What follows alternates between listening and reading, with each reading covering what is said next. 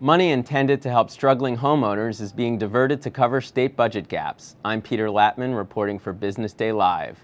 Quentin Hardy is with us to talk about the co-founder of Facebook, Eduardo Saverin, and Stephanie Strom is here to discuss the decline in soda sales. But first, I'm joined by Shyla Dewan. Hi, Shyla. Hi. So a great story today, and what you seem to have uncovered is that the money that was supposed to go to struggling homeowners in this big settlement with the banks that the states were supposed to use for foreclosure practices or misconduct in the foreclosure process has been diverted for other reasons, right? That's right. States are taking it to plug their higher education funding gaps, to pay for energy assistance for low-income people, to just put it in their general fund to help with shortfalls this year. And the Obama administration, they struck this big deal. They came out in February, beating their chest, $25 billion, $2.5 billion in cash. Isn't the Housing Secretary, Sean Donovan, or maybe perhaps even the president saying, hey, states, what are you doing here? Yes, I think Sean Donovan has been actively trying to get the errant states back into the corral, so to speak, and using the money for the right purpose. Their concern is that if they don't use this money to help homeowners access the benefits of the settlement, that a lot of homeowners will just get passed by. Right, and you mentioned that the states are really all over the map, so to speak, in terms of what they're using this money for. Talk a little bit about that. Well, I mean, the states that have diverted the money, I mean, some of them we don't even know what they're going to use it for. California has proposed to take all $400 million and use it for various purposes, including servicing the state's bond debt. And then there are the states that are using the money for housing-related purposes. Yeah, so what are some of those things that can help homeowners with this cash? There were kind of three broad umbrellas, so to speak. One was the states could use it to continue to investigate financial fraud, which is a very expensive thing to do and takes a lot of manpower.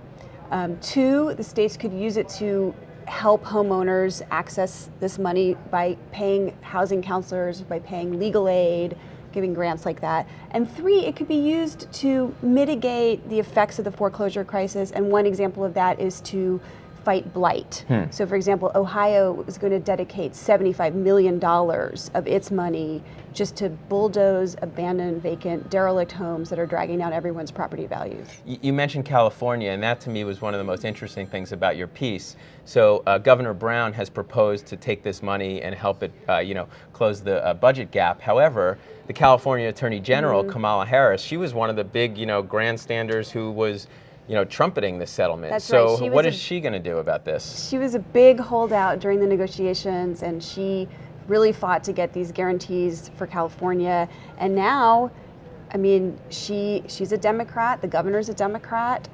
She is his legal representative for the state. She's the attorney general, so she's kind of in a bind. Yeah, I saw you pressed her, and she didn't really give a great answer, but it will be interesting to watch. Thanks for coming on. Sure, thanks for having me. Last week, Facebook co-founder Eduardo Saverin renounced his U.S. citizenship ahead of the company's IPO. Quentin Hardy spoke to Mr. Saverin last night, and he joins us from San Francisco to offer a sneak peek at the interview. Hi, Quentin. Hey, Peter. How are you? Great. So I'm jealous. You got to speak to a Facebook billionaire last night. That's very exciting. Well, he's an impending billionaire. A pending an IPO first, and then he's a billionaire. But he's so what did he have to say? Well, for starts, let's back up a little bit. You said last week he renounced, and really what happened last week was it was learned that in April the government published information that in last September it was official. Really, he filed to renounce his citizenship in January of 2011. I think he's kind of surprised the whole world's freaking out on the eve of the IPO. Right. I just printed out a story, I think from Bloomberg this morning, that suggested that by renouncing his U.S. citizenship, he could save, at a minimum, $67 million in taxes. And obviously, all of this comes at a time when, taxes for the rich is a real lightning rod issue. Yeah, and it's kind of ironic, really, because, he's paying, or he probably has paid, what's called an exit tax, which was instituted a couple of years ago, precisely as a way of making rich people who are renouncing their citizenship pay up something beforehand. So here he is paying the rich guy tax and being criticized for not paying more tax. Right. Now, did you talk to him about his move to Singapore? I mean, obviously all these skeptics are saying, oh, this is nothing but a tax dodger. And, you know, I don't really know what the appeal of Singapore... You'll be shocked to hear he says it has nothing to do with taxes. It's about simplifying his life. And there's something to that, because if he's a permanent resident, he can do more things inside the banking system. But I think more to the point, for him at least, what he said was he wants to be close to Indonesia and China and India, very, very populated places where things like Facebook are just catching on.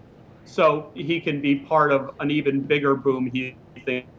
Yeah, I mean, that's a solid argument, I guess. Now, as far as Facebook is concerned, did you talk to him about, and just for viewers out there who saw The Social Network, this is the guy who is played by Andrew Garfield. And did you ask him about his feelings about the Facebook IPO? I mean, it must be a sort of a poignant time for him. After all, he was one of the guys who founded it, you know, 6 or 7 years ago. Well,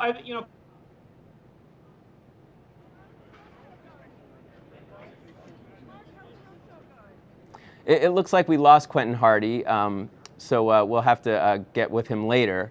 But for now, declining soda consumption is forcing companies like Coca-Cola and Pepsi to reinvent themselves. Stephanie Strom joins me now to talk about that.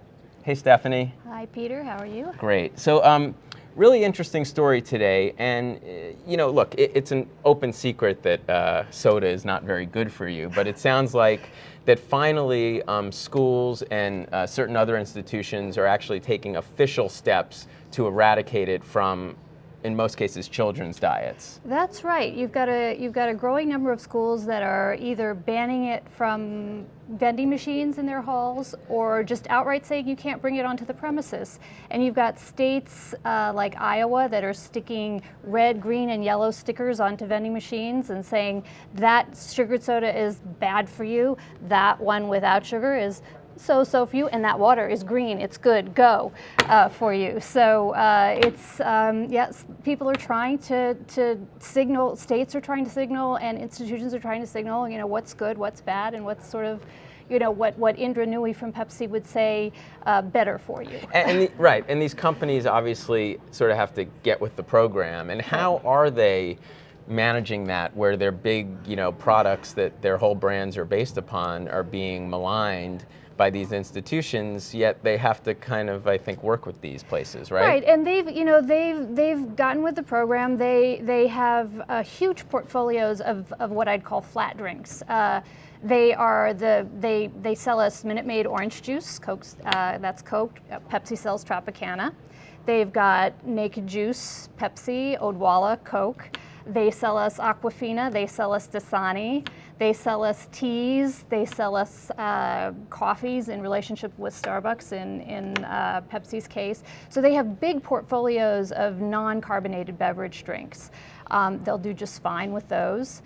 They're moving more and more into the energy drinks markets. They're also doing clever things. Both of them are experimenting with mid-calorie sodas, so 60-calorie sodas as opposed to 120-calorie sodas. They're also playing with smaller size cans, and they're kind of fooling you out there, because they're saying, we'll sell you this teeny-weeny little can, but we're going to put the same price tag on it, so we're making money at the same time. They're very great marketers, so it's so interesting. Because also in today's paper, there's an article that sort of gets at, you know, just how important or how troubled these flagship brands are to Coke and Pepsi, right? So you had a mutual fund, relational investors, take a big stake in Pepsi. And apparently what they're agitating for is to split off the beverage business and have a standalone snack business, which is a much faster growing business, and move aside the slow or dying business of Pepsi. Now, how does that get at what, you know, is really the core issue here? Is Pepsi, the Coke, you know, the soda, a dying brand?